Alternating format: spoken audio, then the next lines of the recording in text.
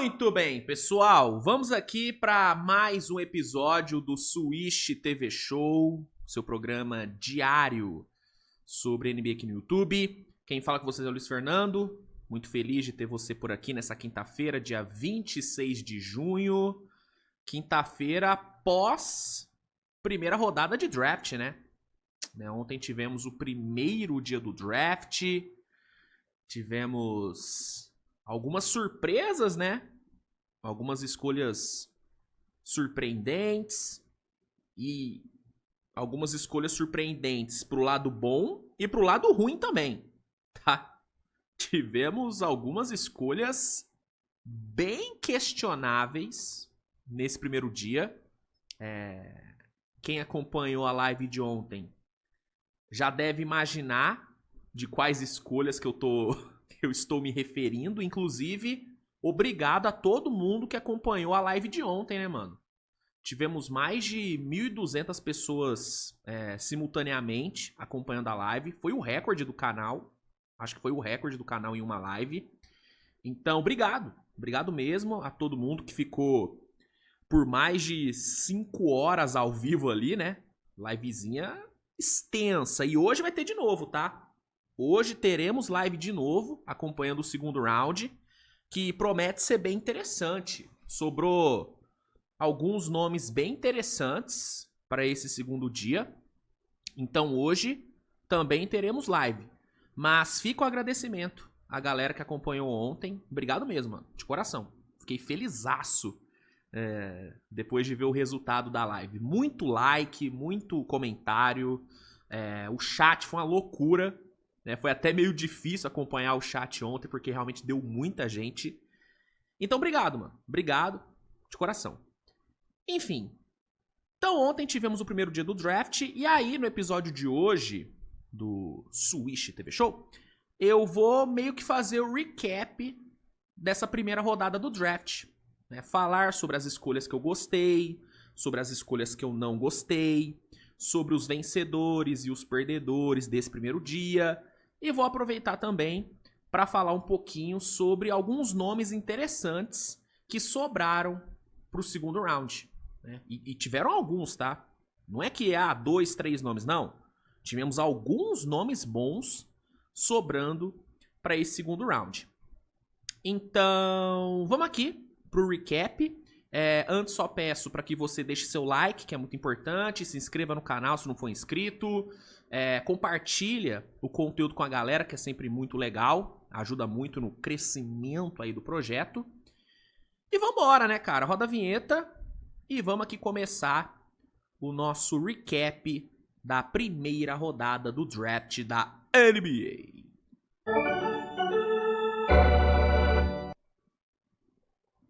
Vamos lá, cara. Vamos começar aqui trazendo as escolhas, né? Deixa eu só pegar aqui a artezinha. Aqui, pronto. Ó.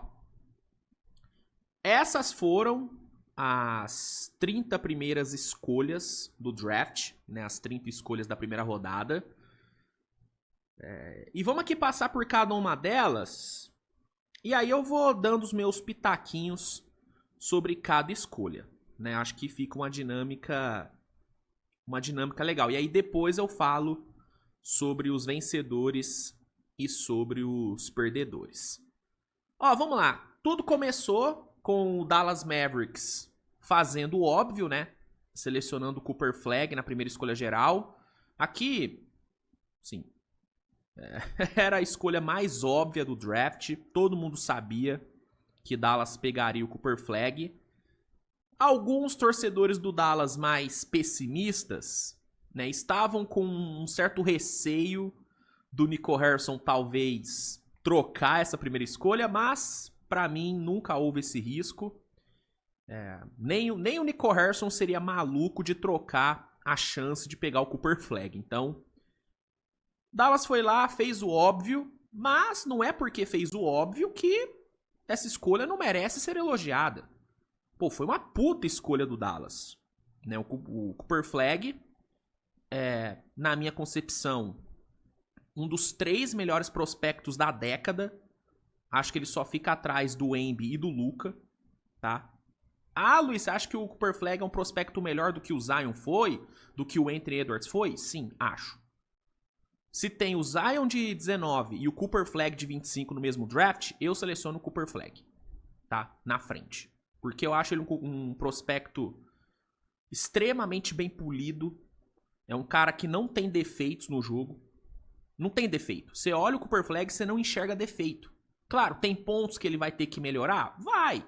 O arremesso dele de fora talvez precise de um certo refino e tal, mas no geral, ele é um prospecto absurdamente pronto para jogar. É um potencial defensivo inacreditável. Inclusive, a dupla Flag e Anthony Davis tem tudo para ser uma das melhores duplas defensivas da NBA, tá? E já nessa próxima temporada. Os dois podem combinar, né? Os dois podem combinar pra média de 5 tocos por jogo. Não é loucura imaginar uma coisa dessa, né? Então, é uma escolha maravilhosa, um prospecto maravilhoso. Com ele, o Dallas tem no papel um dos melhores quintetos da liga. Pô, o Dallas vai ter um quinteto com todo mundo saudável, tendo Curry, Klay Thompson, Cooper Flag, AD e Derek Lively. Pô. E pode variar, pode botar o Anthony Davis para jogar na 5 e usar o Cooper Flag na 4, e aí você pode colocar um PJ Washington para jogar na 3. Você pode, numa noite onde o Klay Thompson não estiver muito bem, você saca o Klay Thompson e coloca o Max Christie ou coloca o Najee Marshall. Você tem Daniel Gafford pra ser reserva ali no garrafão, ele que renovou o contrato. Dependendo de quem vier essa off-season ali pra posição de PG, né? Porque tem especulações. DeAndre Russell, Dennis Schroeder, Malcolm Brogdon. Se vier um Dennis Schroeder, por exemplo, cara, você tem uma rotação de guards excelente. Claro, vai depender de como que o Curry vai voltar e tal, né? Curry, né? Uma lesão séria. Mas no melhor dos mundos, Dallas tem um dos melhores times da liga. No mínimo top 5. No melhor dos mundos. Com todo mundo saudável, no mínimo top 5. E a presença do Cooper Flag, a chegada do Cooper Flag, melhora tudo, né? E a injeção de ânimo que uma chegada do Cooper Flag tem nessa torcida do Dallas que sofreu tanto temporada passada pela saída do Luka, mano, tem um valor gigantesco, né? Então, é uma escolha maravilhosa, uma das melhores escolhas da noite, e é um prospecto excepcional. Eu sou apaixonado pelo prospecto Cooper Flag, mano.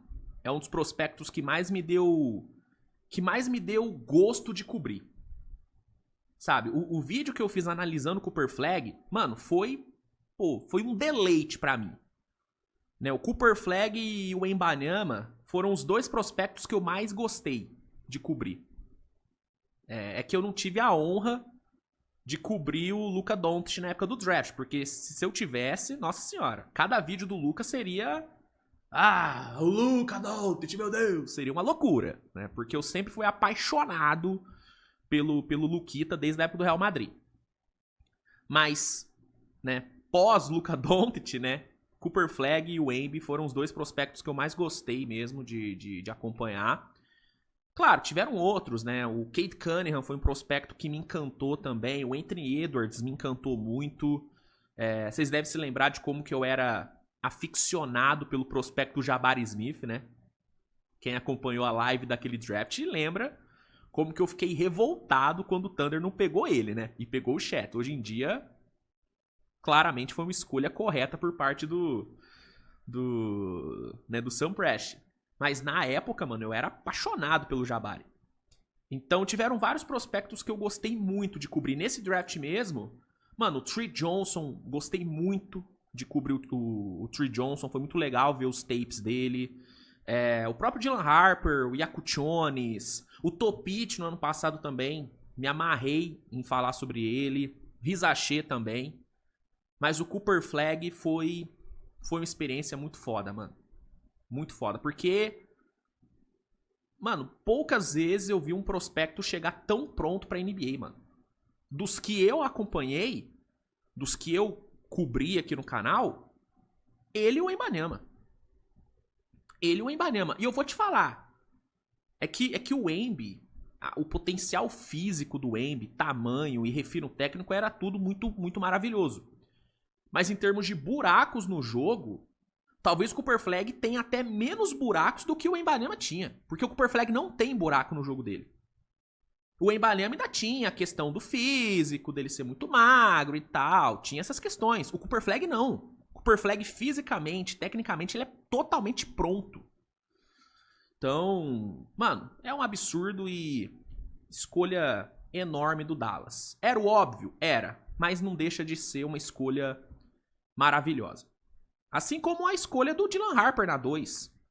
Era óbvio que San Antonio ia selecionar o Dylan Harper, não tinha nenhuma dúvida sobre isso. As duas maiores certezas desse draft era que o Cooper Flag ia para Dallas e o Dylan Harper ia para San Antonio. Eram as duas maiores certezas. Mas mesmo sendo uma escolha óbvia, também é uma escolha que merece muitos elogios. Né, o Dylan Harper, ele é o melhor prospecto dessa classe não chamado Cooper Flag. É o melhor. Né, o melhor PG disparado da classe. É um cara que, operando no pick and roll, é um absurdo de bom, né? Canhotinho, habilidoso, inteligente. É um cara forte, né? Um cara forte, tem um físico bom, tem um bom tamanho. Mano, joga no próprio ritmo. Cara, eu gosto muito, mano. Gosto muito do Dylan Harper. Impossível não lembrar do Harden vendo ele jogar, né? Ainda mais pelo fato de ser canhoto, de trabalhar tão bem no pick and roll. Então ele tem esse shade de James Harden. Também me lembra muito Cade Cunningham. Inclusive na minha análise, a minha comparação dele foi exatamente com o Cade. E esse cara vai para um San Antonio que tem simplesmente Victor Wembanyama na brincadeira. O pick and roll entre os dois, cara, tende a ser uma das coisas mais legais de se ver nessa temporada. Que esses dois vão estraçalhar defesas em pick and roll vai ser absurdo. A minha dúvida em relação à escolha do Dylan Harper é em relação ao que o Spurs vai fazer com o De'Aaron Fox, né? Porque agora San Antonio tem Fox, Dylan e Stephen Castle para guards. São 3 caras, né, que tendem a ser titulares. Né? O Castle acabou de ganhar o novato do ano. De'Aaron Fox é uma estrela. E o Dylan Harper é o Dylan Harper, segunda escolha geral no draft. Você não pega uma segunda escolha para ser reserva. Não pega, né? Então, a minha dúvida é o que vai rolar com o De'Aaron Fox. Ele tem uma extensão de mais de 220 milhões que pode ser assinada. E eu, sinceramente, acho que San Antonio vai trocar o De'Aaron Fox. Tá? Eu acho que não veremos o De'Aaron Fox jogando em San Antonio nessa temporada. Ou ele começa jogando e é trocado na trade deadline. Mas eu acho difícil o San Antonio manter o De'Aaron Fox porque financeiramente não faz muito sentido. Você tem um Dylan Harper e um Stephen Castle com contrato de novato. E o Dylan Harper, na minha opinião, ele tem teto para se tornar melhor do que o De'Aaron Fox. Né? Até porque eu, comparando o Fox como prospecto e o Dylan Harper como prospecto, para mim o Dylan Harper é infinitamente superior. Então, entre usar o Dylan Harper de titular, que é um cara com teto alto e com contrato de novato, e usar o De'Aaron Fox, que, beleza, é excelente, puta jogador, mas que vai receber uma bala se estender, financeiramente faz mais sentido ficar com o Dylan Harper, que tem um potencial de crescimento enorme com contrato baixo. Então, a minha única dúvida sobre a escolha é o que San Antonio vai fazer com o De'Aaron Fox. Mas sobre escolher o Dylan Harper, baita acerto do San Antonio, não tinha um... A partir do momento que San Antonio não quis ir pra cima do Giannis, nada justificaria trocar a pick 2. Justificaria se fosse pra trocar por um Giannis Antetokounmpo. Como o Spurs aparentemente não quis, então manter a pick 2 e pegar o Dylan Harper era o mais certo a se fazer. Pick 3, tivemos uma escolha que surpreendeu algumas pessoas. A mim não surpreendeu, porque eu já esperava isso. Mas muita gente estava esperando talvez um Ace Bailey na 3. E acabou que Filadélfia foi de VJ Edgecombe. É um prospecto que talvez em termos de projeção não tenha um teto tão alto quanto o Ace Bailey, mas para mim o piso do Edicombe é bem melhor do que o piso do Ace Bailey. Piso é o que o cara entrega de imediato, o teto é o que ele pode entregar. O Ace Bailey, se ele for muito bem lapidado e consertar todos os defeitos que ele tem no jogo dele, e que não são poucos, ele pode se tornar um jogador melhor do que o Edicombe, tá? Porque o teto do Ace Bailey pra mim é maior. Mas a entrega imediata, pra mim, cara, a entrega imediata do Edicombe é muito melhor do que a do Ace Bailey. Tende a ser melhor. Né? O Edicombe é um cara já mais pronto, fisicamente totalmente pronto, um atleticismo surreal, né? Talvez o mais atlético da classe junto do Cooper Flagg. Defensivamente é um monstro defensivo o Edicombe, um potencial de all defense, né? E o encaixe dele com esse time do Sixers me parece ser bem mais fácil de acontecer do que se fosse o Ace Bailey. Porque o Edicombe não precisa da bola para produzir. Ele produz bem fora da bola, ali em cuts, em catch and shoot ali para 3. Defensivamente ele, né, tende a cobrir bem o Tyrese Maxey. Inclusive, para mim, Edicombe chega para ser titular, tá? Pra mim, o backcourt do Sixers nessa temporada é Maxey e Edicombe. Tá? Pra mim é o que mais faz sentido. Então, mano, é uma escolha muito boa. O Edicombe é um cara que já se provou em cenário profissional, né? Ele jogou o pré-olímpico por Bahamas e teve um destaque muito grande. Foi talvez o segundo melhor jogador da seleção de Bahamas, que teve Buddy Hield, que teve Eric Gordon, que teve DeAndre Ayton. Ele talvez tenha sido o segundo ou terceiro melhor jogador daquele time. Então, cara, eu sou muito fã do Edicombe. Tem que melhorar a parte de controle de bola, né? A criação de jogo dele não é tão boa assim. Então ele tem coisas a melhorar. Mas, pelo que ele entrega hoje, acho que é uma escolha muito boa. Filadélfia, na minha opinião, acertou bastante. Teria trocado essa escolha se fosse Filadélfia? Teria. Mas como eles aparentemente não queriam trocar e quiseram manter a terceira escolha, usar ela para pegar o Edicombe era o certo a se fazer. A partir do momento que o Sixers não queria trocar a pique. Então, escolha correta, gostei bastante. Boa escolha. A quarta escolha, que também surpreendeu muita gente, também é uma escolha que eu gostei muito. Né? Com o Knipel em Charlotte, eu gosto muito da ideia. Eu já havia até falado, né, no meu draft simulado, que a tendência era o Charlotte não ir de Ace Bailey, porque no draft passado, o Charlotte já fez uma aposta arriscada, que foi no Tidjane Salão. O Tidjane, ele também é um cara de teto alto, mas um piso baixo, né? Porque ele tem muito a ser lapidado. A gente viu durante a temporada, né? Como que ele ainda tá cru. Então, eu já esperava um Charlotte indo numa opção mais segura nesse draft, depois de já ter apostado no Tidjane. E o Con Knipel era uma opção muito segura. O Knipel é um cara de piso muito bom. É um cara que, nessa temporada, já pode ter uma entrega muito boa, né? Discutivelmente, o melhor arremessador da classe. Só que ele não é só um arremessador. É um cara que cria bem pro time, opera bem no pick and roll, é um bom passador, tem um bom QI de basquete. É um cara que na defesa joga físico. Né? É o melhor defensor do mundo? Não. É o mais atlético? Longe disso. Mas é um cara que joga físico. É o tough guy. É um cara extremamente competitivo. E o encaixe dele com LaMelo, com Brandon Miller, me parece ser um encaixe bem interessante. Por quê? Porque ele não precisa da bola toda hora na mão para render. Ele é bom com a bola na mão, comandando o ataque, organizando? Mas ele também é bom sem bola. Tem um bom off-ball, usa bem os bloqueios, né? Se movimenta bem para arremessar no catch and shoot no perímetro. Então, eu acho que o Knipel é um prospecto seguro e, para mim, o Charlotte acertou. Para mim, o Charlotte acertou nessa pick 4. Na 5, aí, né, tivemos finalmente o Ace Bailey sendo escolhido. O Ace Bailey que teve todas as questões, né, de não quero treinar com ninguém. Só quero jogar no Wizards e no Nets. Ah, não quero ir pra Filadélfia, não quero ir pra Charlotte, não quero ir pra Utah. Teve todo esse papo, inclusive a cara de bunda que ele fez quando o Utah selecionou ele, deixou claro que ele não tava muito afim de ir pra Utah. Não era o time que ele queria ir. Mas o Jazz não quis nem saber, pegou o Ace Bailey, e eu entendo a escolha de Utah.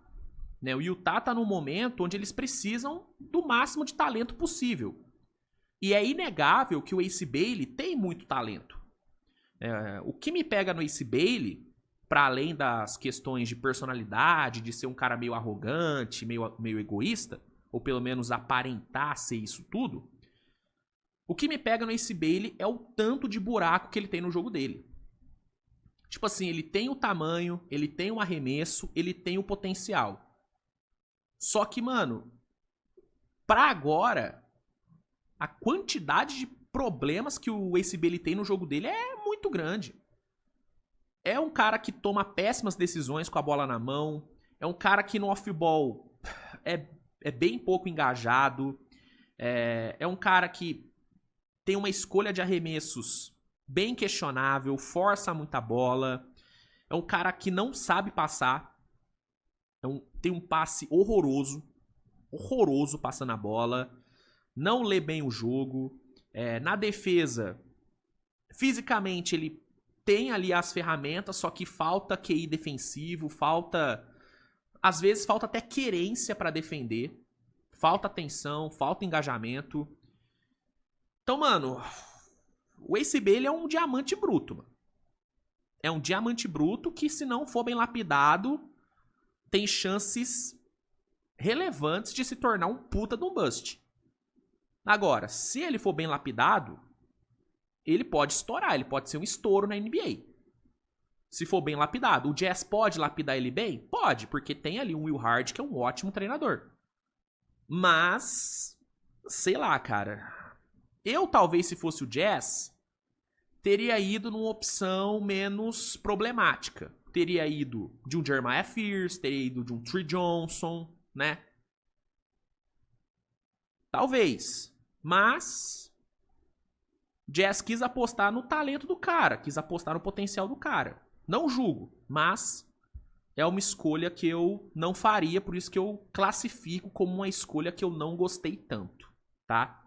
Cooper Flag, Dylan Harper, Edcombe e Knipple, 4 escolhas que eu gostei. Flag, Dylan e Edcombe eu gostei muito dessas 3. Knipple eu gosto, porque o potencial dele não é tão alto, mas a entrega dele imediata tende a ser muito boa. Agora, Ace Bailey na 5, não gostei tanto, pelo tanto de problema que ele tem. Só por conta disso. Mas o potencial é enorme. Quero frisar. Em termos de potencial, o Ace Bailey tem um puta potencial. Mas para ele alcançar esse potencial máximo, vai levar um tempo. Vai levar um tempo, tá? Enfim. 6ª escolha, Trey Johnson indo pro Washington. Baita escolha. Baita escolha do Wizards. Trey Johnson, pra mim, é o melhor scorer da classe. É um cara que tem um talento nato pra botar a bola na cesta. Executa todos os arremessos possíveis com uma naturalidade impressionante. Habilidoso, rápido. Cara, eu acho o Trey Johnson um baita de um scorer, um baita de um cestinha. Pra mim é top 5 prospectos da classe. Tá? E muita gente coloca ele até acima do Ace Bailey. E eu não acho absurdo. Porque realmente ele é muito bom, mano. É um cara que, se tiver uma minutagem boa, pode entregar 16 pontos de média nessa temporada, mano. O que pro novato é muita coisa. Então, é um potencial gigante. Óbvio, fisicamente e na parte defensiva, deixa muito a desejar. Mas o potencial é gigante. É um cara que tem uma precisão enorme na média e longa distância. E tendo ali um CJ McCollum para ser o seu mentor nesse primeiro ano, eu acho que ele pode ter um crescimento bem interessante. E tem o Chris Middleton também, né? Então eu acho que é uma escolha excelente para o Wizards. O Wizards precisa acumular talento, né? O Wizards está nesse momento também de acumulando talento. E o Trey Johnson é absurdamente talentoso. Então, é mais uma escolha que eu gostei demais. Nesse top 7, a única escolha que eu não gostei tanto foi realmente o Ace Bailey na 5. De resto, eu gostei de todas. De todas, de todas, de todas. E aí, já dando um spoiler, né? Jeremiah Fears na 7 pelo Pelicans, achei também excelente. Né? Armador era uma necessidade para esse time do Pelicans. Né? O DeJounte Murray não tem previsão de retorno. E o Jordan Poole, ele é muito mais um shooting guard do que um point guard. Então, o time precisava de um PG. E o Jeremiah, depois do Dylan Harper, é o melhor PG da classe. É um cara que tem um controle de bola excelente, arma bem o jogo, cria bem arremesso, habilidoso, inteligente, faz as leituras corretas. É um cara que defensivamente não é excelente, mas ele consegue ali cortar linhas de passe e tal. O cara que consegue roubar a bola. O que ele tem que melhorar é parte física, ganhar mais massa. Na defesa, mano a mano, ele peca e vai muito na questão dele não ter um físico tão bom. E a eficiência nos arremessos. Melhorando isso, cara, a tendência é ele se tornar um armador muito interessante na liga. É um cara que, pra mim, chega pra ser titular até a volta do DeJounte. E dependendo de como for o início de temporada dele, pode ser que o Pelicans até possa trocar o DeJounte, porque o Jeremiah, ele é muito bom. Ele de fato é muito bom. Então, pick 7, Jeremiah Fears, achei muito boa. Aí, a gente teve uma das escolhas mais questionáveis aí desse primeiro dia, que foi o russo Egor Demin indo pra Brooklyn. Vamos lá, cara. O Egor Demin, ele é bom jogador? É. Ele é um bom prospecto? É. Né? Um armador alto, se não me engano, acho que ele tem 2'3", se não me engano, é um cara alto. Então tem um tamanho posicional muito diferente. É talvez o melhor passador da classe ao lado do Traoré, que também foi escolhido pelo Brooklyn, mas daqui a pouco eu falo mais sobre. Então é um cara que passa muito bem a bola, tem um tamanho posicional excelente. Na defesa, se ele melhorar na parte física, pode se tornar uma boa arma defensiva pelo tamanho dele, né? Então é um cara que tem valências muito interessantes. Só que é um jogador que ainda é cru. É cru na defesa, no ataque. O arremesso dele é muito problemático, né? E o Brooklyn pegou um cara desse na 8. Sendo que tinha Kamama Luati à disposição, tinha Carter Bryant à disposição, tinha Jaco Jones à disposição. Todos prospectos melhores e mais prontos do que o Egor Demin. Então, o que me pega nessa escolha não é o jogador em si. Se o Brooklyn pega o Egor Demin na 19, por exemplo, cara, acharia uma boa escolha. Uma boa escolha. Agora, na 8, mano, foi um reach absurdo. Um dos maiores reaches da noite. E olha que tivemos vários reaches. Né? Reach é basicamente você selecionar um jogador numa posição mais alta do que deveria. Ao mesmo tempo que o steal é você pegar um jogador numa posição mais baixa do que era esperado. E no caso do Egor Demin foi um puta do reach. O Egor Demin é jogador de meio pra baixo de primeira rodada. Não de top 8. Então, eu não gostei da escolha, não pelo jogador em si, que, repito, é bom. É bom jogador, bom potencial. Mas, na 8, dava pra ter pego um jogador com um teto mais alto e um jogador mais pronto. O Egor Demin, num cenário normal, mano, passaria uma temporada inteira na D-League. Entendeu? Só que como ele foi top 8, talvez o Brooklyn não coloque ele na D-League porque, mano, foi uma pick top 8, tem que jogar. E isso pode acabar atrapalhando o desenvolvimento dele, mano. Né? Claro, pode dar muito certo, enfim, mas eu acho que realmente foi bem mais cedo do que deveria. Mas bem mais cedo. Pra mim só não foi o maior reach da noite, porque o nosso Blazers aprontou. Mas pra mim foi o segundo maior reach da noite, tranquilamente. Pegou muito cedo, mano. Muito cedo. Então, essa escolha, eu não gostei nada dessa escolha. Nada, nada, nada. Tá? Outra escolha questionável é o Colin Moore-Boyles indo pra Toronto na 9. Aqui foi o outro reach, tá? O Moore-Boyles, pra muita gente, era um cara pra sair depois na 15. E o Toronto pegou ele na 9. Sendo que tinha Kamama Luati à disposição. Então, a mesma coisa que eu falo sobre o Igor Damian, eu falo sobre o Colin Moore-Boyles. Eu gosto do jogador. Tem um potencial físico muito interessante, tem um bom tamanho, uma boa envergadura. Defensivamente, ele é muito bom. Muito bom. Finaliza bem próximo ao aro, tem uma boa leitura de jogo, passa bem a bola. Muita gente compara o Moore-Boyles ao Draymond Green.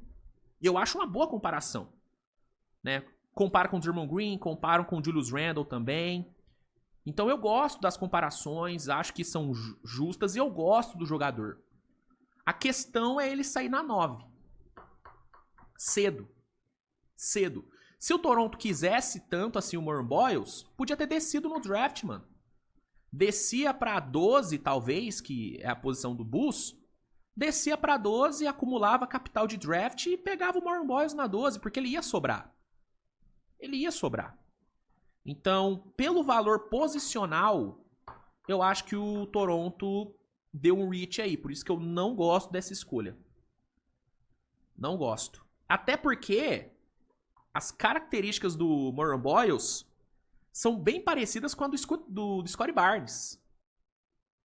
E aí manter esses dois juntos em quadra ao mesmo tempo pode ser um problema. Né? Então,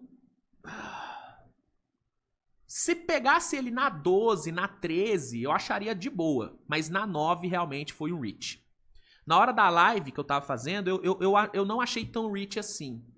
Mas parando pra pensar, de fato foi um reach do Raptors. Então eu classifico essa escolha como uma escolha que eu não gostei. Agora, uma escolha que eu gostei muito, fechando aí o top 10, foi o Phoenix Suns, mano. Essa escolha foi muito boa. Já vinha sendo falado, né, nos últimos dias que o Phoenix iria de pivô na pick 10. Só que a gente esperava o quê? Um Derrick Queen, um Thomas Sorber. Por quê? Porque a expectativa era que o Maluati não passasse da 9. Só que aí, Brooklyn e Toronto fizeram a boa e o Maluati caiu no colo de Phoenix, cara. E o Phoenix não desperdiçou, pegou o Maluati, que tem um dos maiores tetos da classe. É um jogador absurdamente jovem, que começou a jogar basquete há pouquíssimo tempo, então ele tem uma curva de crescimento muito interessante. Fisicamente, é um absurdo, tamanho, envergadura, né? A projeção física do Kamama Luati é surreal. Alguns especialistas falam que ele tende a ter uma evolução física parecida com a que o Embiid, com a que o Giannis tiveram.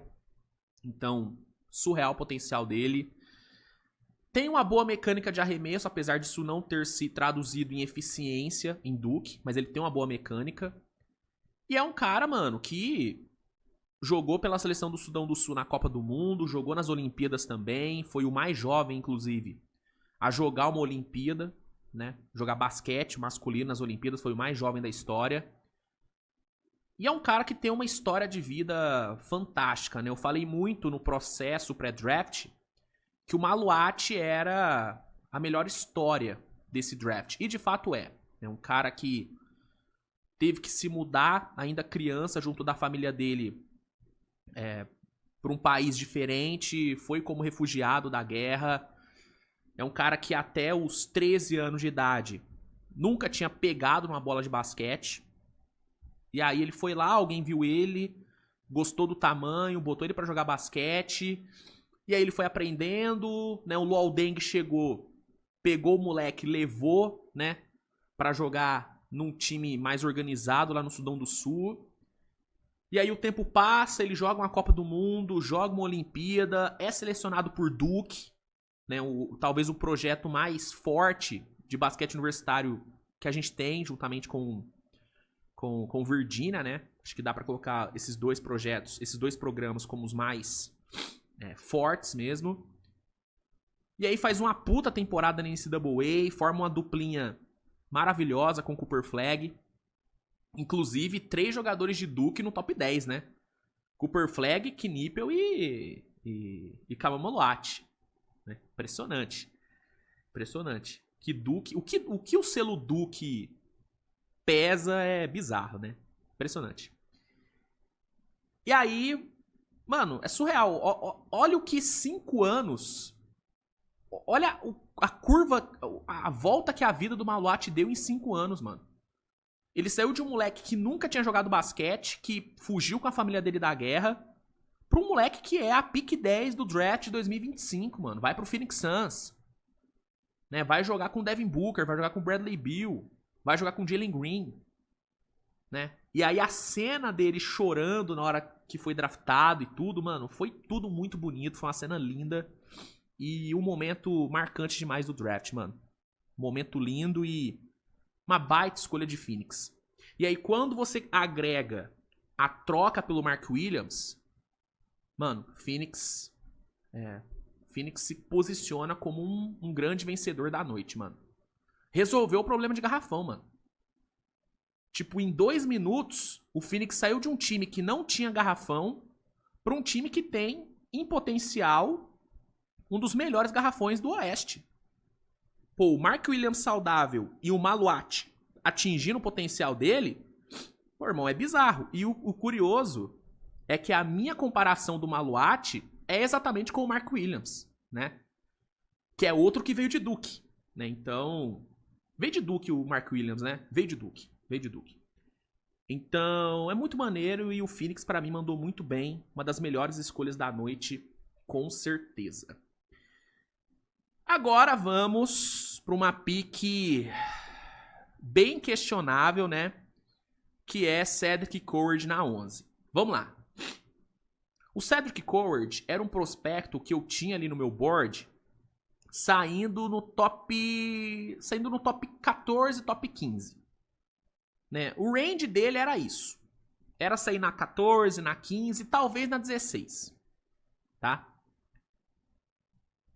Agora, o que o Memphis fez pra pegar ele torna essa escolha uma escolha que eu não gosto. O jogador em si, eu acho uma boa, né? Um prospecto de 3D bem interessante, né? Bom arremesso, boa defesa, tem um bom tamanho. Então, o jogador em si é interessante. O encaixe dele no Memphis pode ser bom. Né? Memphis precisava de um jogador desse depois da saída do Desmond Bane.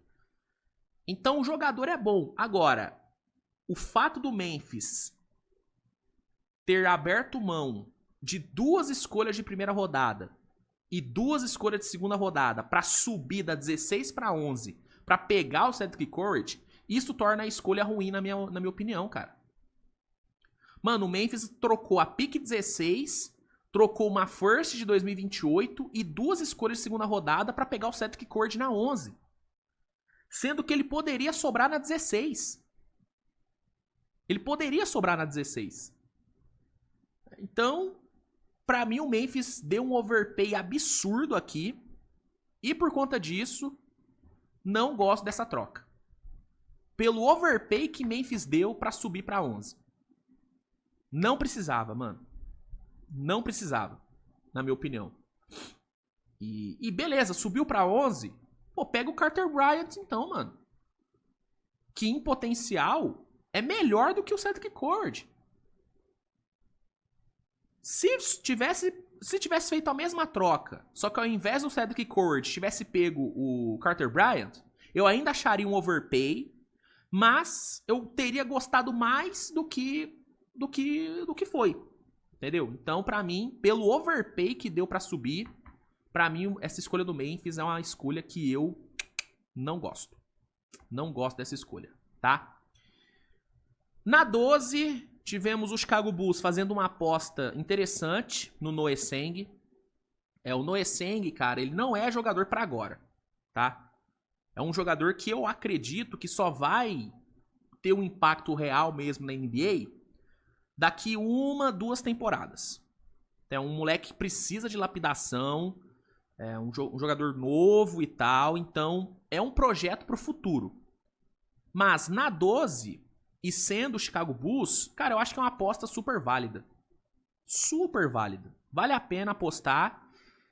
Talvez eu tivesse descido pra pegar ele. Talvez. Porque eu acho que ele sobraria numa 14, numa 15. Mas acho que é uma escolha que dá pra entender. É uma escolha que eu gosto pensando no futuro. Pro agora, é um cara que eu não vejo tendo impacto na liga. Mas pra daqui 2 temporadas, o moleque pode dar uma desabrochada. E é novo, né? Então ele pode esperar esse tempo. Então, pro futuro, eu acho uma escolha boa do Bulls. Não teve que subir, não abriu mão de nada. Foi lá e pegou. Achei interessante.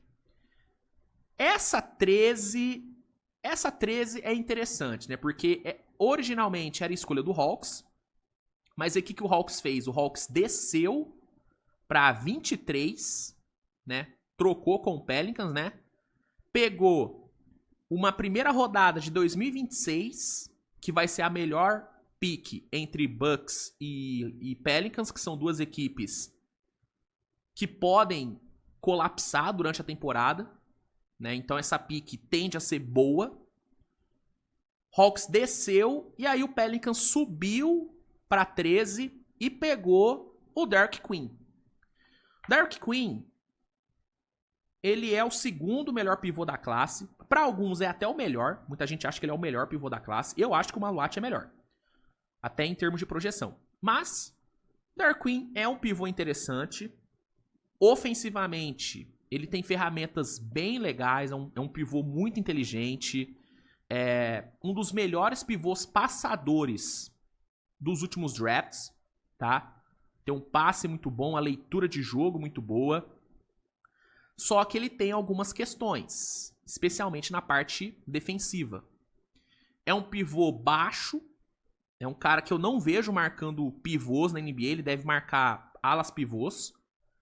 Só que ele não é rápido o suficiente para marcar jogadores mais leves do que ele. Então, eu tenho muitas dúvidas sobre que tipo de jogador Derek Queen vai marcar quando ele estiver na defesa. Tenho muitas dúvidas sobre isso. É um cara que não é tão atlético. Então, ele é um jogador meio... É meio difícil ter uma opinião 100% concreta sobre o Derek Queen. Eu gosto de muita coisa nele e desgosto de várias outras.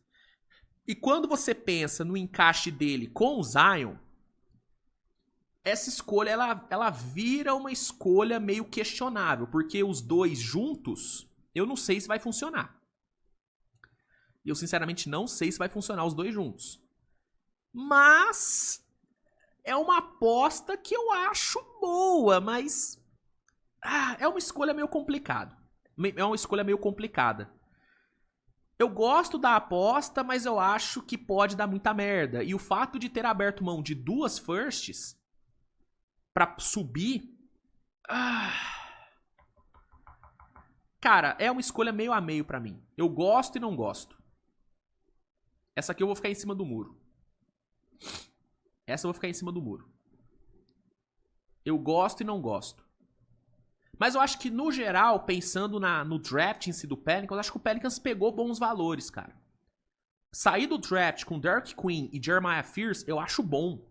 Tanto que no Vencedores e Perdedores, eu provavelmente vou colocar o Pelicans como vencedor. Mas é aquilo. Pode dar merda. O Derek Queen pode acabar não dando certo, mano. E eu acho que tem grande chance dele não dar certo, inclusive. Mas é uma aposta interessante. É uma aposta interessante. Agora, uma escolha que pra mim não tem dúvida se foi boa ou não é Carter Bryant em San Antonio. Essa aqui foi um golaço do Spurs, mano. Golaço. né? O Spurs, pra mim, teve um draft absurdo. Dylan Harper e Carter Bryant, mano, 2 escolhas enormes de San Antonio. Carter Bryant, pra mim, o melhor trendy da classe. Melhor trendy da classe. Atlético, físico, ótimo QI defensivo. E mata suas bolinhas no ataque, né? Óbvio. No catch and shoot, paradinho no perímetro. Arremesso em movimento, média distância, ele não tem. Ele não tem. Mas, paradinho no corner, ele mata suas bolas e na defesa ele é um monstro. Então, gosto demais dessa escolha. Escolha, pô, maravilhosa, mano.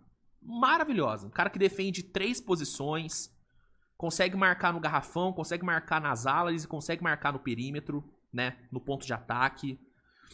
Cara, maravilha. Maravilha de escolha. Maravilha de escolha. Na 15, tivemos o gigante, né? O atual campeão Oklahoma, selecionando Thomas Sorber. Né? Thomas Sorber, o terceiro melhor pivô da classe.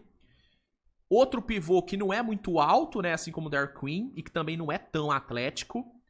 Mas é um pivô que, tecnicamente, ele me agrada. Tá? É um cara que tem um refino interessante ali, um bom trabalho de pés. Bom passador. Uma leitura de jogo bem legal. Tem uma proteção de aro que me agrada, tá?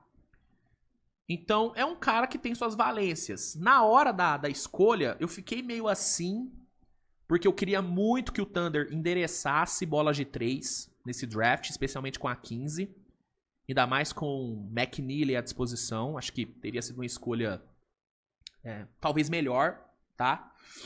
Mas, cara, parando pra pensar, faz sentido o Thunder pegar o Thomas Sorber. Sabe por quê? Porque é muito provável que o Hartenstein saia do Thunder. Não nessa off-season, mas na próxima. Na próxima off-season, é quase certo que o Hartenstein vai sair. E aí o Thomas Sorber, ele pode ser trabalhado nessa temporada para assumir o papel do Hartenstein. Inclusive, eu vejo muita semelhança entre os dois, tá? Se eu fosse traçar uma comparação do Thomas Sorber, seria com o próprio Hartenstein, né?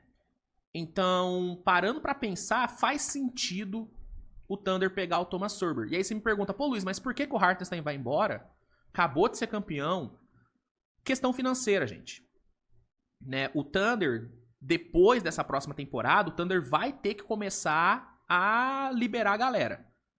Pra acomodar 3 salários enormes que vão ser os salários do Jalen, do Chet e do Shai. Tem como, o foco do Thunder vai ser manter o trio. E para manter o trio e manter uma certa estabilidade financeira, alguns contratos terão que ser limados. E o do Hartenstein vai ser um deles, sem a menor sombra de dúvidas. Então, pegar um novato que tem características parecidas com um cara que deve ir embora no fim dessa próxima temporada, faz sentido. É um cara que pode ser bem lapidado, assumir a posição do Hartenstein e ficar no Thunder por um tempinho ainda com contrato de novato, com contrato baixo. Então, financeiramente, faz sentido essa escolha. Faz sentido essa escolha. E é importante lembrar que o Thunder vai ter o Topic para jogar nessa próxima temporada. Então, além do Thomas Sorber, o Thunder vai ter um outro novato, que é o Topic. Então, dá pra dizer que o Thunder vai ter uma dupla de novatos que talvez seja uma das melhores duplas de novatos, né, de qualquer time. Topic e Thomas Sorber. Então, quando você olha de forma macro pra escolha, faz todo sentido. Então, eu gosto da escolha. Não amo, não morro de amores, mas eu gosto da escolha. E é uma escolha que faz sentido. Realmente faz muito sentido o que o Sam Presti fez aqui. Mais um acerto do homem, né? Não tem como. E aí, chegamos aqui na escolha mais questionável da noite, que foi o nosso mano Young Hansen, né? O Hansen Young, né? Sendo selecionado na 16 pelo Blazers. Aqui foi realmente a a escolha mais surpreendente e mais questionável do draft. Vamos lá, o chinês, né, Hansen Yang, ele é um cara que chama a atenção. Alto, um refino técnico muito interessante, um pivô inteligente que passa bem a bola, tem um alto QI, tanto que muita gente, né, brinca falando que ele é o Jokic chinês. Então, realmente, ele tem características que são bem interessantes. Só que ele é absurdamente cru. É um cara que não arremessa, é um cara que defensivamente tem muitos problemas, magro pra caramba. É um cara que, defendendo os pivôs da NBA, vai tomar um atraso bonito, né? E é um cara que tinha nota de segunda rodada. O Hansen Yang, ele era cotado pra sair depois da 40. E o Blazers simplesmente pegou ele na 16. E quando você coloca no contexto o fato do Blazers ter uma overdose de pivôs no elenco e de ter pego o Klingon no draft passado, é uma escolha que faz menos sentido ainda. Porque pegou mais um pivô. E porque pegou esse pivô que não tá pronto pra jogar. Tipo assim, pode ser que daqui a 5 anos ele vire de fato o Nikola Jokic e eu saia como otário por estar falando o que eu tô falando. Mas hoje é uma escolha que não faz sentido. Onde que o Hansen Yang vai jogar nesse time? Vai tirar minutos do Klingon pra dar minutos pro Hansen Yang, porque juntos os dois não podem jogar. Não tem como jogar com os dois juntos. Então, é uma escolha que pra mim não faz o menor sentido. E assim, a troca que o Blazers fez pra sair da 11 pra 16 foi muito boa. Pô, pegou 2 firsts, 2 seconds. A troca pra descer foi boa. E aí eles vão lá e cagam em tudo pegando o Hansen Yang. Que, repito, tem potencial ofensivo, mas ele ainda é muito cru. É um cara que vai precisar de algumas temporadas pra atingir seu potencial. Então, mano, sinceramente, essa é uma escolha que eu desgosto demais. Mas muita coisa. E mais do que não gostar, é uma escolha que não faz sentido. Não dá pra entender o que o Blazers quis fazer aqui, mano. Não dá, mano. Não dá. Então, essa pick 16, com certeza foi uma das escolhas que eu menos gostei nessa primeira rodada. Mas, nossa, mas disparado. Disparado, tá? Indo pra 17, temos o Minnesota surpreendendo, né? Esperávamos Minnesota indo de PG na 17, ainda mais com o Yakuchonis disponível. Inclusive, o que caiu o Caspras e Yakuchonis foi brincadeira, mas daqui a pouco eu falo mais sobre ele.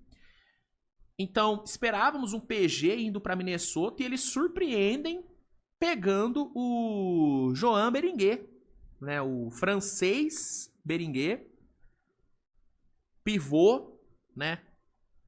Uma espécie de Baby Gobert, né? Foi a escolha do Minnesota, mano. E é uma escolha que me intriga pensando no seguinte.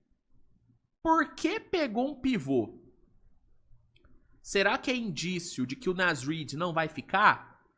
Será que é indício de que talvez Minnesota planeje, num futuro próximo, trocar o Gobert? Porque é importante lembrar que quando tava ali rolando a novela Kevin Durant, saiu a informação de que o Minnesota havia mandado um pacote pelo Phoenix e nesse pacote o Gobert estava envolvido.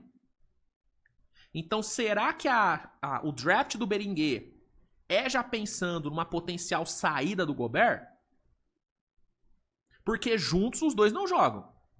E pra mim o Beringuet não chega pra substituir o Naz Reid, porque são características totalmente diferentes.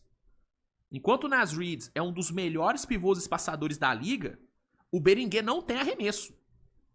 É um cara que chutou sei lá, 50% em lance livre, temporada passada. E é um moleque que começou a jogar basquete há pouco tempo. Ele começou a jogar há 3 anos atrás. Então, pra desenvolver o arremesso, vai demorar. Vai demorar. Então, eu vejo o Berenguer sendo muito mais um substituto do Gobert do que do Naz Reid. Entendeu? Em termos de característica. Então, é uma escolha interessante que me faz questionar a permanência do Gobert no médio prazo ali em Minnesota. Né? Então, é uma escolha intrigante. Eu gosto, mas não tanto. Ainda mais pensando no agora. O Berenguer é um projeto. É um cara pra daqui 2, 3 temporadas. Não é um cara pra agora. Então, gosto, mas pero não mútil. Outra escolha que eu gosto, mas também não é como se eu morresse de amores, é o Walter Clayton na 18, né? O Jazz pegou essa pick 18 do Wizards, né? Se não me engano, trocou a 21 pela 18. E pegou o Walter Clayton, né? O Walter Clayton, ele é um guard scorer, é um cara que pontua, basicamente isso. É um cara que foi campeão por Flórida.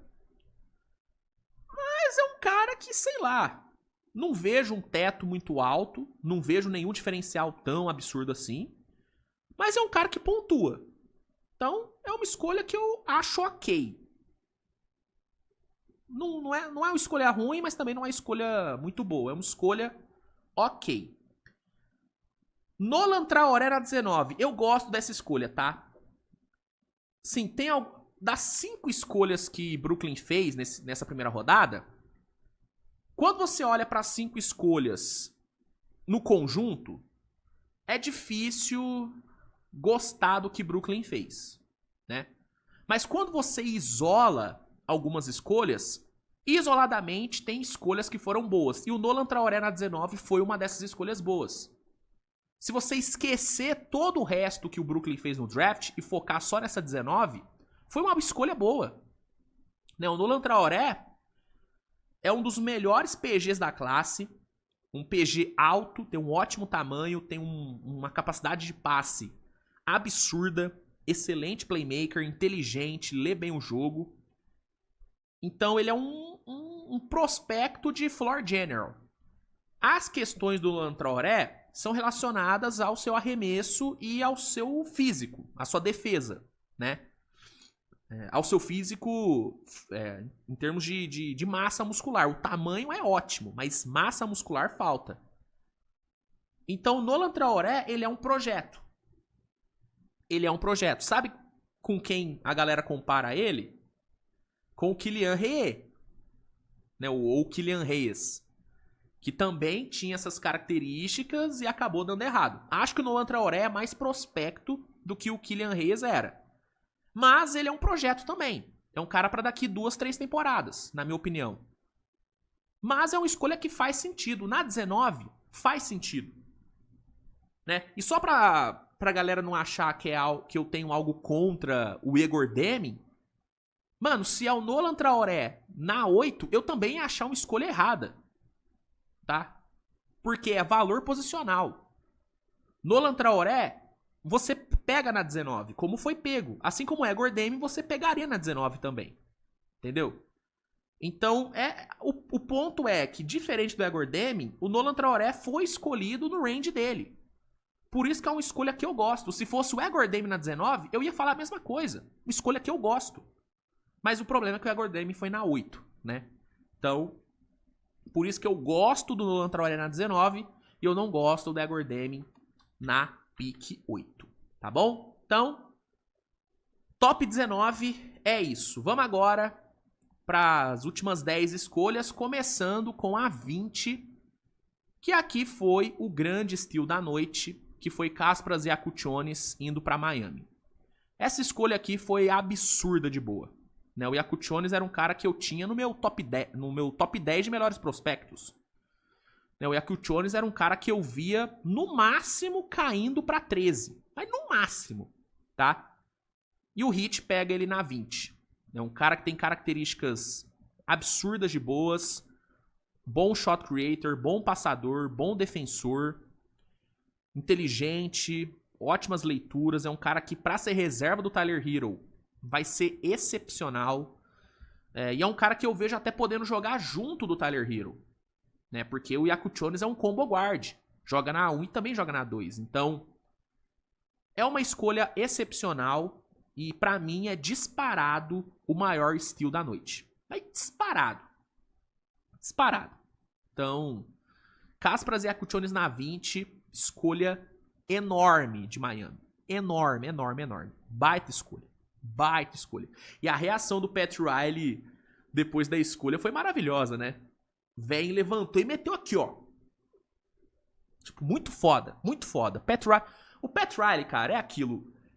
Ele se esforça pra ser odiado, mas ele tem carisma, mano. O velho, ele tem carisma. Ele é um mal necessário na NBA. Entendeu? A NBA precisa do Pat Riley. Tem como. É um puta personagem. Puta personagem. E por falar na família Riley, próxima escolha, Will Riley na 21, né? Não que eles tenham algum parentesco, acho que não tem. Mas o Will Riley foi a escolha 21, escolha de Washington. É uma boa escolha, né? Mais um cara que pontua. Né? O Wizards focou muito em scorers, né? Will Riley, Trey Johnson, né? Pontos, né? Querem pontos. E o Will Riley entrega isso. Então acho que é uma escolha ok. Na 21, acho uma escolha ok. Na 22, Brooklyn Nets de novo. E uma escolha que eu gosto. É o que eu falo, cara. Quando você olha para algumas escolhas que o Nets fez de forma individual, cara, o Nets fez boas escolhas, né? O problema foi a estratégia que eles tiveram, né? Mas daqui a pouco eu elaboro mais sobre. Drake Powell na 22 eu acho uma boa escolha. É um cara que tem um potencial defensivo muito interessante. É um bom defensor. É um cara que tem um arremesso que você vê que tem potencial de ser melhorado. É um prospecto de 3D. Né? Eu até falei ontem na live que eu acho que no melhor dos mundos ele vira um Aaron Nesmith, o que é maravilhoso. Então eu acho que na 22 apostar no Drake Powell é uma boa. É uma escolha que eu gosto. Gosto dessa escolha. Gosto dessa escolha, né? Assim, se você ignorar a pick 8 que foi o Igor Deming e ignorar o fato que o Brooklyn foi de 3 guards na primeira rodada, o draft não foi tão ruim, mas o problema é ignorar tudo isso, né? Esse é o problema. Na 23, aqui a gente teve um steal.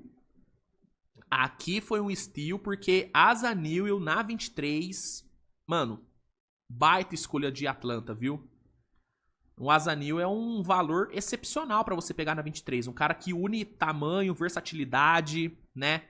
É cru.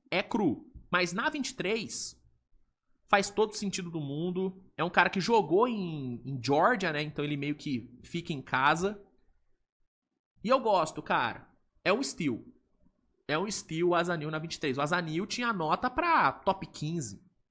Né? Pegar na 23, eu acho que foi uma ótima por parte do nosso Halcão, né? Seguindo, tivemos Nick Clifford saindo na 24 para Sacramento. Sacramento trocou por essa escolha, né? Essa pick era do Thunder, mas aí o Kings foi lá, mandou a first de 26, né, com proteção top 16, e pegou essa escolha do Thunder. E pra mim foi uma boa troca para Sacramento, né? O Nick Clifford, ele entrega algo que o Kings precisa muito, que é tamanho e versatilidade defensiva na ala. O Kings precisa muito disso. E é o que o Nick Clifford faz. E pro Thunder, eu achei uma troca que também fez sentido, né? Eu falei bastante, né, no pré-draft, que eu duvidava muito que o Thunder manteria as 2 picks na primeira rodada, pensando em diminuir salário, né? Diminuir folha.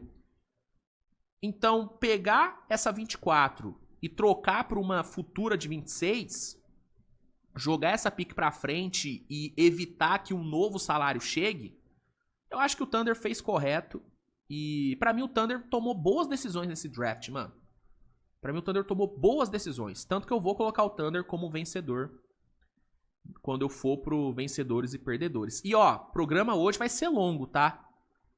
Eu tô na pick 25 e já tem 1 hora de programa. Então, hoje é programa de 1h30, quase 2 horas. Então, aceite.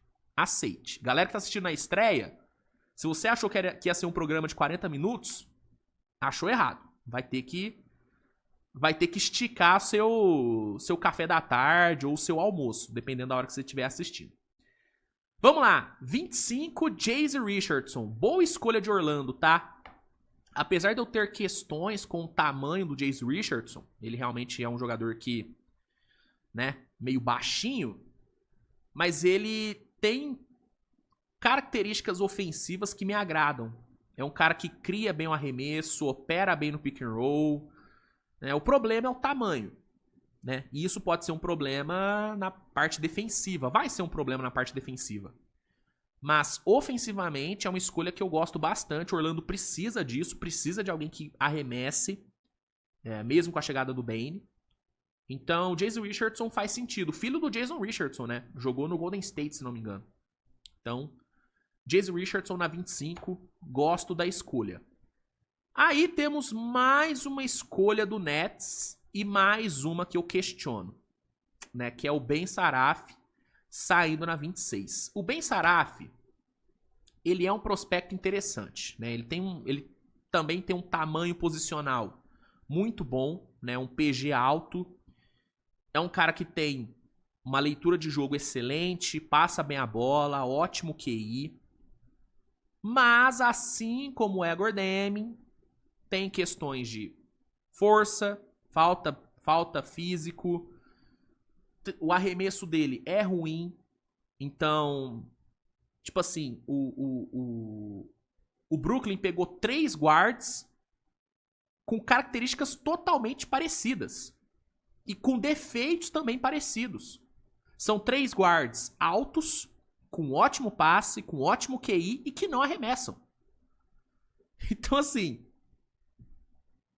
eu não gosto dessa escolha, cara. E é outro cara que tinha nota de segunda rodada. A maioria dos mocks que eu vi colocavam o Ben Saraf saindo no começo do segundo round. Então o Brooklyn poderia ter pego ele depois. Poderia ter pego essa 26 e selecionado um McNeely que entregar um arremesso. Poderia ter pegado um Rasheed Fleming, que acabou caindo para a segunda rodada, né? Inclusive, quem pegar ele na segunda rodada, automaticamente já vai ter pego um dos grandes steals do draft, tá? Um dos grandes steals do draft. E não, foi lá, pegou o Ben Saraf, mais um PG que não arremessa, com características iguais, basicamente, de Nolan Traoré e de Egor Deming, e que pra mim é pior do que os dois. Tipo assim, o Ben Saraf é um cara, mano, que precisaria de pelo menos umas 2 temporadas no basquete europeu pra chegar mais pronto. Entendeu? Ele não tá pronto ainda pra NBA, tá muito cru ainda. Então é outra escolha que eu não gosto. Não gosto por ser de uma posição que o Brooklyn já havia pegado 2 caras. Não gosto por ser um cara cru. E não gosto porque ele tem os mesmos pontos positivos e os mesmos pontos negativos dos outros 2 PGs que o Nets pegou. Então, não gosto dessa escolha. Não gosto. Agora, Danny Wolf na 27 eu gosto. Aqui, essa talvez, o Danny Wolf na 27 e o Traoré na 19 foram 2 ótimas escolhas do Nets. Se o Nets tivesse só 2 escolhas nessa primeira rodada e as escolhas tivessem sido Traoré na 19 e Danny Wolf na 27, eu colocaria o Nets como um grande vencedor. Né? Imaginando um cenário onde o Nets tivesse trocado a 26 e a 8, né? Tivesse trocado por algum jogador para reforçar ali, talvez, né? Para esticar mais o elenco, e tivesse mantido a 27, a 22 e a 19, tivesse selecionado os mesmos jogadores, o Nets teria sido um grande vencedor. O problema foi todo o resto, né, cara? Mas o Danny Wolf na 27 eu acho excelente.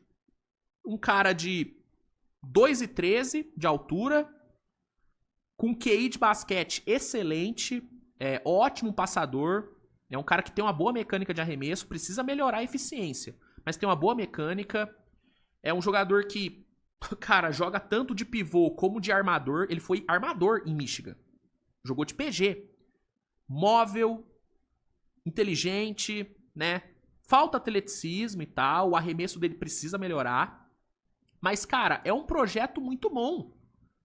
É um projeto é um unicórnio. O Danny Wolf é um unicórnio. É um cara que pode virar um... No melhor dos mundos, ele vira um Alperen Sengun, né, mais móvel. Que joga de PG. Né? No melhor dos mundos. Então, essa escolha, eu adoro essa escolha. Acho muito boa. Até coloca aqui, ó. Gosto muito. Gosto muito dessa escolha. Muito mesmo. Muito mesmo. Tá? Vamos lá, tá terminando, hein? 28, Hugo Gonzalez indo pra Boston. Gosto dessa escolha também. Acho que é uma boa aposta pra Boston. Talvez eu tivesse ido de Maxime Renault, por ser de uma posição que o Celtics precisa, né? Ainda mais com a saída do Porzingis. Mas o Hugo Gonzalez é interessante. É um cara que tem um motor muito bom, é um cara que joga com muita raça. Lembra até o Gui Santos, tá? Lembra até o Gui Santos, nesse sentido. Só que ele vai precisar melhorar. Precisa melhorar a parte física, precisa melhorar o arremesso dele é muito problemático. Mas é uma escolha que faz sentido. Uma coisa que eu acho que o Celtics vai fazer, até para evitar, né, mais um salário chegando, é deixar o Hugo Gonzalez mais um tempo no Real Madrid. Eu acho que o Celtics vai fazer com o Hugo Gonzalez a mesma coisa que o Spurs tá fazendo com o Juan Nunes, que é deixar ele se desenvolver na Europa, mesmo já tendo draftado ele. Eu acho que o Celtics vai fazer isso com o Hugo Gonzalez, porque ele precisa de lapidação, mano. Ele não tá pronto pra jogar ainda. Não tá pronto, né? Eu deixaria ele no Real Madrid pelo menos mais uma temporada, e aí pra 26, 27, aí eu adicionaria ele no elenco. E eu acho que é isso que o Celtics vai fazer. Mas é uma escolha boa, é uma aposta interessante. Escolha ok aqui. Aí temos a 29ª, que é Liam McNeely, saindo pra Charlotte. Essa pick que era original do Phoenix Suns. Né, o Hornets pegou essa pick na troca do Mark Williams, né? O Hornets mandou o Mark Williams e em troca pegou a pick 29, o Vasilij Micic, que volta pra Charlotte, e uma first de 2029. Uma troca que eu achei bem boa pra Charlotte, tá? Mano, silenciosamente, o Charlotte fez um dos melhores drafts aí, tá? Pegou o Knippel, acumulou capital de draft futuro com a troca do Mark Williams e pegou o Liam McNeely, que é um excelente arremessador. Né? Tem uma mecânica muito boa, lembra um pouco o Kevin Huerter, tá? E é um cara que pode ajudar bastante. E eu vou te falar, mano, na 29... Liam McNeely é um steal, tá? É um steal. É um cara que eu tinha saindo na 15 pra Oklahoma. Então, cara, o Charlotte fez um draft bem bom, tá? Bem bom. Draft nota 8,5 do Charlotte. Muito bom draft. E aí, por fim, encerrando a primeira rodada, tivemos um dos caras com o nome mais difícil de falar, né? Que é o Yannick Conan Niederhauser, né, o suíço, saindo na 30 pro Clippers. Né, uma escolha que claramente é pensando num possível substituto... substituto não, né? Um possível reserva pro Ivica Zubac, né? O Zubac que não teve um reserva decente nessa temporada, talvez o Niederhauser seja um bom substituto para ele. Um cara alto, atlético. Pode ser uma boa opção, cara. Não desgosto dessa escolha, não. Acho uma escolha interessante do nosso Clipão. Então, essas foram as escolhas da primeira rodada. Como você pode ter percebido, tiveram algumas que eu gostei muito, outras que eu achei bem ruins. E tivemos algumas surpresas, né? Hansen Young na 16 foi uma puta surpresa. O Brooklyn fazer o que fez no draft, né, ter a abordagem que teve, também foi uma surpresa. Né, não trocou nenhuma das suas 5 escolhas, manteve todas e selecionou 3 guards na primeira rodada. 3 guards iguais, com os mesmos defeitos. Né, ambos cruz ainda. Então, a abordagem do Brooklyn no draft foi uma surpresa. Eu não considero o Ace Bailey na 5 uma surpresa. Não considero. Ah, Luiz, ninguém esperava ele caindo. Esperava sim. Então, não acho que foi uma surpresa. O Phoenix, né, ter feito a troca que fez pelo Mark Williams foi uma surpresa, porque ninguém esperava uma troca boa sendo feita pelo Phoenix, e eu acho que foi uma troca boa. Talvez um pouquinho de overpay. Talvez. Mas foi uma troca boa, resolveu o problema no garrafão. Que mais eu posso citar aqui? Pô, Yakuchonis caindo pra 20 foi uma puta de uma surpresa.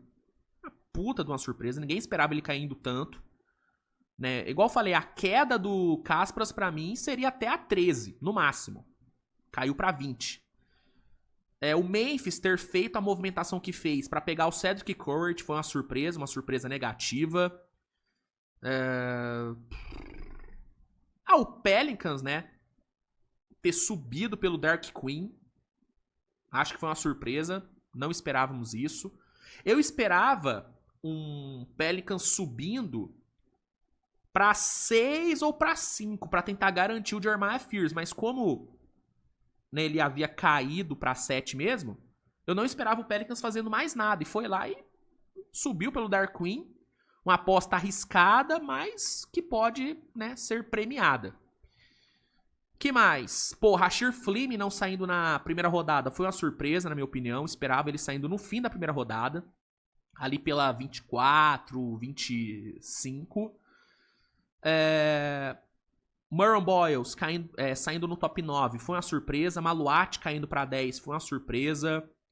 Então tivemos um draft de bastante surpresa. Tivemos algumas certezas se confirmando, né? Como Cooper Flag, Dylan e Edcombe sendo o top 3. Jeremiah Fears indo pra New Orleans também era algo esperado. Que mais? Que já era esperado. Acho que era esperado o Clippers ir atrás de um substituto pro Zubat, de um reserva pro Zubat. O Trey Johnson eu esperava que ele saísse no top 5, mas não acho que é surpresa ele cair pro top 6, não. Não acho. Mas, sem dúvidas, foi um draft de mais surpresas do que de certezas. E foi um draft que não teve muitas trocas, né? Tivemos só 2 jogadores sendo trocados no draft. Só o Mitic e o Mark Williams foram trocados. Não teve Cam Johnson sendo trocado, não teve Mikal Bridges sendo trocado, não teve Giannis sendo trocado. Inclusive, eu acho que o Giannis não é mais trocado. Acho que agora, se fosse pra ele ser trocado, ele seria trocado hoje. Ele seria trocado ontem, no caso. Como não foi, acho que ele fica mesmo em Milwaukee. Inclusive, deixa eu até ver aqui, né? Que às vezes eu tô falando isso, ele foi trocado agora, né? Então deixa eu só confirmar. Deixa eu só confirmar que às vezes eu tô falando que ele não vai ser trocado, ele foi. Então, deixa eu ver. Não foi. Cara, eu tô vendo aqui a imagem do Ace Bailey. Vou ter que botar isso aqui na tela, gente. Ô, irmão, a cara de cu que ele fez foi bizarro. Meu Deus, que momento. Caralho, Ace Bailey. Puto da vida.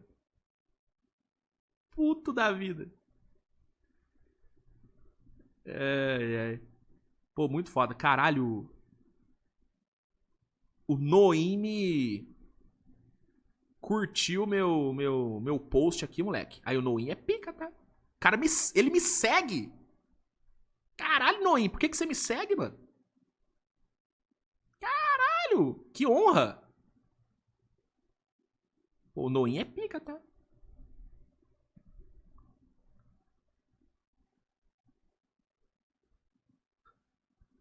Obrigado. Pô, muito bom os comentários da galera, mano.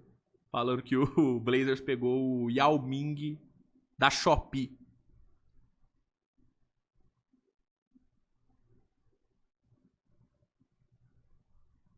Pô, excelente, mano. Excelente. Muito bom. Mas enfim. Vamos agora passar aqui.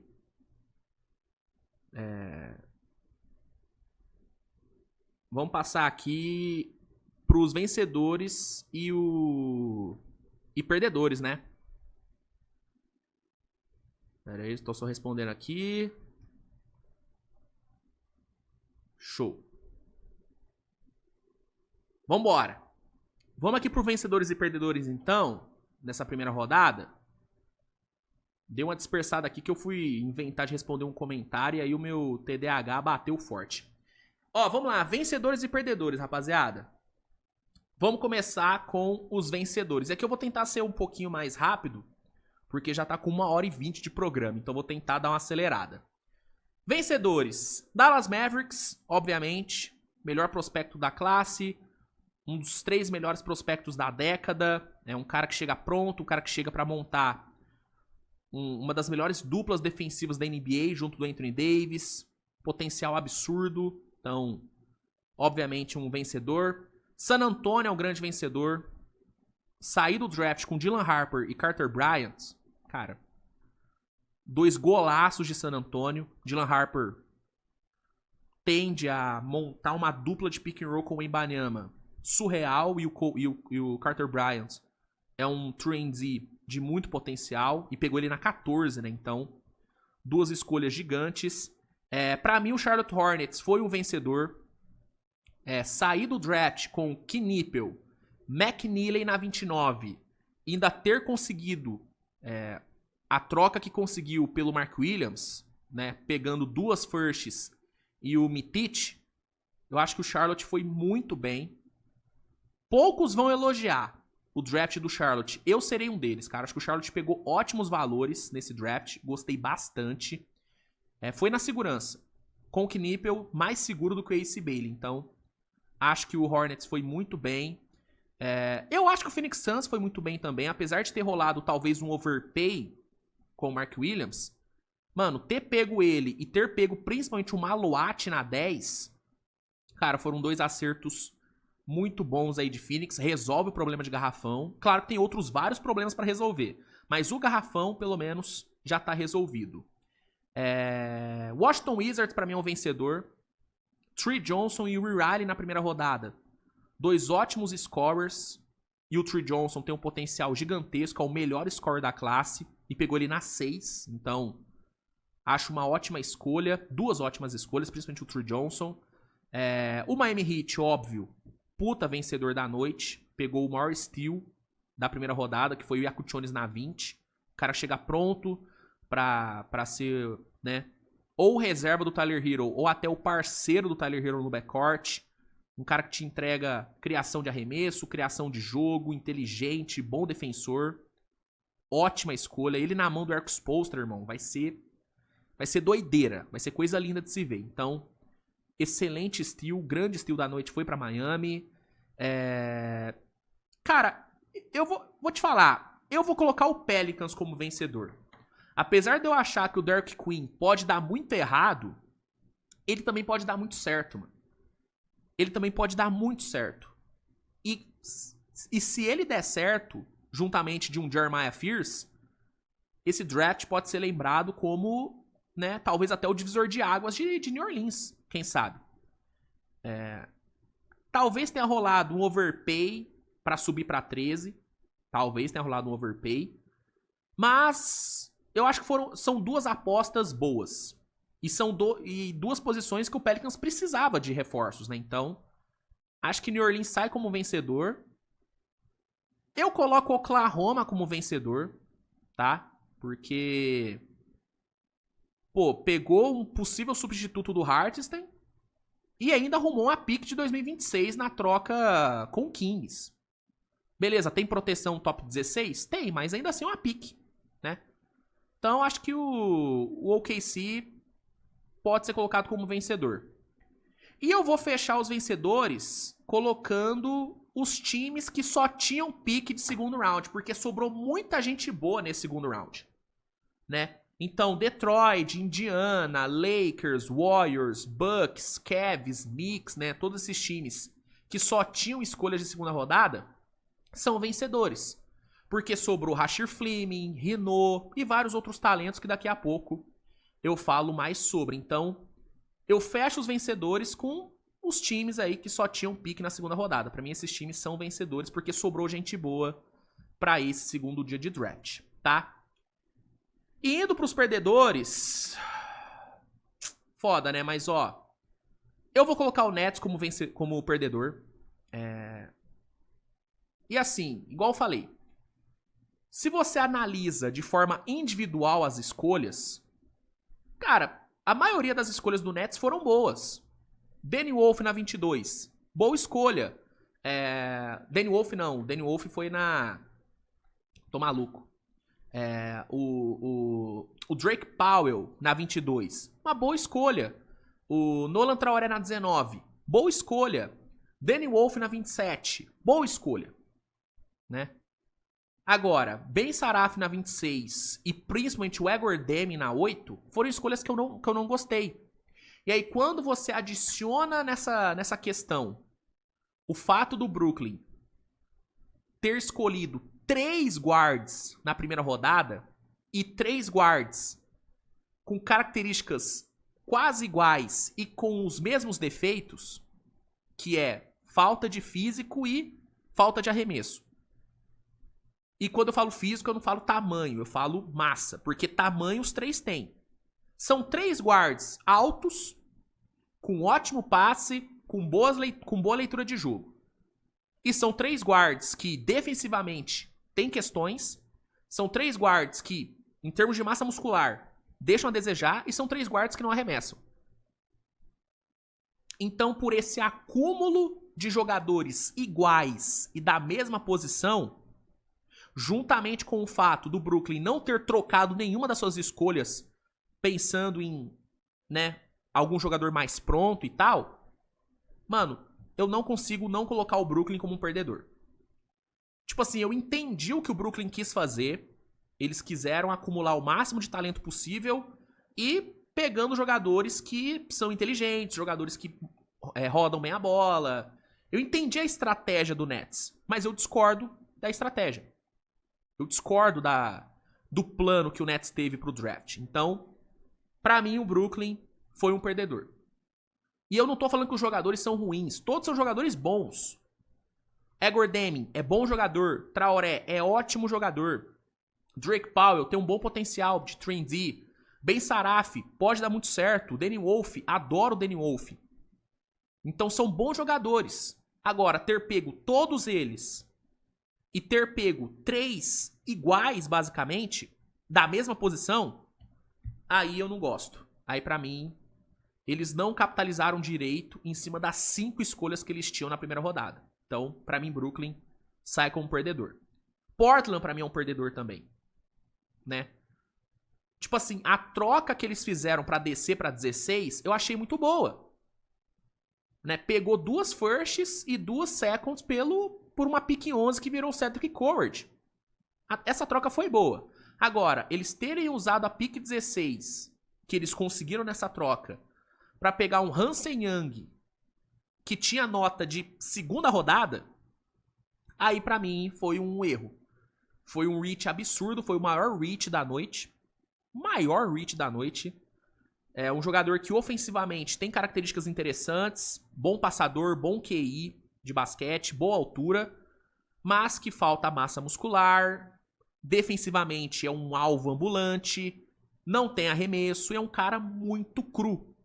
Muito cru. E de uma posição que o Blazer já tem sobrando. Donovan Clingan, DeAndre Ayton, Robert Williams, aquele Duop Reef, Duop Reef ou Duop Roof? Não me lembro direito o nome dele. Mas assim, o time já tinha 4 pivôs, pegou mais um. E mesmo que troque Eita e Robert Williams, ainda vai ter Klingan e o Hansen Young, que são dois caras que não podem jogar juntos.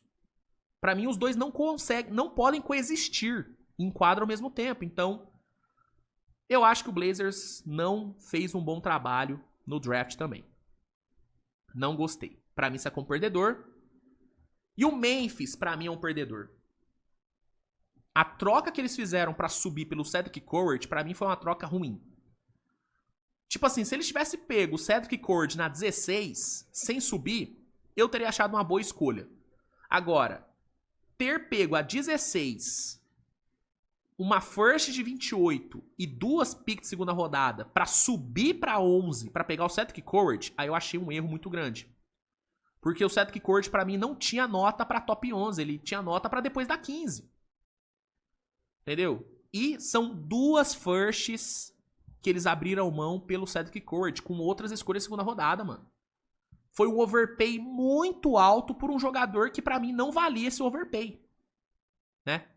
Se for, se o Memphis tivesse feito isso, igual eu falei, pelo Carter Bryant, ainda seria um overpay, mas seria mais justificável. Agora, pelo Cedric Coward, pra mim não fez nenhum sentido. Então o Memphis, pra mim, também é um grande perdedor. Tá? Então, pra mim, esses foram os maiores vencedores e os maiores perdedores do primeiro dia, né? Da primeira rodada do draft. E aí, rapaziada, pra fechar o programa, falar bem rápido sobre a galera que sobrou pra esse segundo dia, né? Nós teremos hoje, nessa quinta-feira, o segundo round do draft acontecendo. Inclusive, estarei ao vivo, né? Trocando ideia com vocês sobre as escolhas, reagindo às escolhas com vocês. Então, cola aqui no canal pra acompanhar a livezinha, pra ter uma companhia, né? Pra ter uma companhia. E esse vai ser um segundo dia, né? Vai ser um segundo round com alguns caras interessantes aí à disposição, né? E aí eu fiz uma lista aqui com 5 jogadores bons que sobraram pra segunda rodada, né? E aí o primeiro nome que eu listei aqui é o pivô Maxime Rinot. O Rinot, pra mim, ele tinha nota de fim de primeira rodada. Eu via ele saindo pro Clippers, pro Celtics na 28, né? E acabou que ele sobrou na segunda rodada. E é um cara que eu acho excelente pra segunda rodada. É um cara que tem um tamanho excelente, uma boa proteção de aro e mata a bola de fora. É um cara pronto pra ajudar amanhã, né? Lembra o Quinton Post do Golden State, lembra bastante até o Quinton Post. Mas eu admito que eu prefiro o Rinot prospecto do que o Quinton Post prospecto, tá? Então acho que é um cara que pode ter um impacto bom no seu primeiro ano. E sobrou, velho. Então, opção bem boa. Outro cara interessante, em termos de tamanho e arremesso, que sobrou, o Ryan Kalkbrenner. Né? O Ryan tinha nota também de fim de primeira rodada e sobrou. Um cara alto, que arremessa, que defende bem, é um cara que foi 4 vezes depoy lá na Big East e sobrou, mano. Então, outro nome bem bom aí que a galera vai poder selecionar nessa quinta-feira. Outro nome, o Adon Thiero, né? Um ala de 2,13 de envergadura, né, que defende bem ali o perímetro. Ninguém quis. Bom valor na segunda rodada. Noah Penda também sobrou. Um cara que tem ótimos instintos na defesa, né? Cara que tem um motor muito bom. Eu via ele saindo até pro Clippers na 30, viu? Não foi. Caiu pro segundo round. Então, ótimo valor. E pra mim, o melhor valor que caiu pro segundo round, que era um cara que tinha nota pra mim de top 25 aí na primeira rodada, que é o Rasheed Fleming. Rasheed Fleming, um belo prospecto de 3D, um cara de mais de 2,20 de envergadura, com uma boa bola de 3. Sobrou. Eu entendo por que os times meio que tiveram um receio de escolher o Rasheed Fleming. É um cara que não jogou num cenário competitivo na universidade, né? Então talvez os números dele tenham sido, né, potencializados pela falta de competição. Mas, cara, em termos de potencial físico e tal, eu acho que é um cara que não dava pra você não ter pego na primeira rodada. Pra mim, né, os times ali do top de 23 pra baixo, pra mim esses times erraram em não pegar o Rasheed Fleming, né? Atlanta, o próprio Thunder que tinha 24 e acabou trocando, Orlando, Brooklyn, sabe? Acho que esses times deveriam ter pego o Rasheed Fleming. Podem se arrepender no futuro, assim como vários times se arrependeram de não ter pego o Cam Whitmore, né? Então, eu acho que o Rasheed Fleming ele pode causar esse arrependimento na galera. É um valor excelente, cara. É um puta valor, gosto muito. E pra mim é o melhor nome que sobrou pra essa segunda rodada. Pra mim, ele e o Rino são os dois melhores nomes que sobraram pra esse segundo round, tá? Então, é isso. É isso. Fechou? Então, bom, acho que dá pra encerrar, né? Dá pra encerrar os trabalhos. Ó, obrigado, tá? Pela audiência. Espero que vocês tenham curtido o programa de hoje. Mais tarde eu volto, né? Com a livezinha aí da segunda rodada. Te espero. E tamo junto, galera. Tamo junto. Beijo no coração de vocês. Obrigado pela companhia aí nessa quinta. Obrigado pela companhia, né, de ontem também, durante a live do draft. E vamos pra mais hoje, né? Tem mais, né? Bom, é isso, rapaziada. Obrigado, tamo junto. Um abraço, beijo e tchau.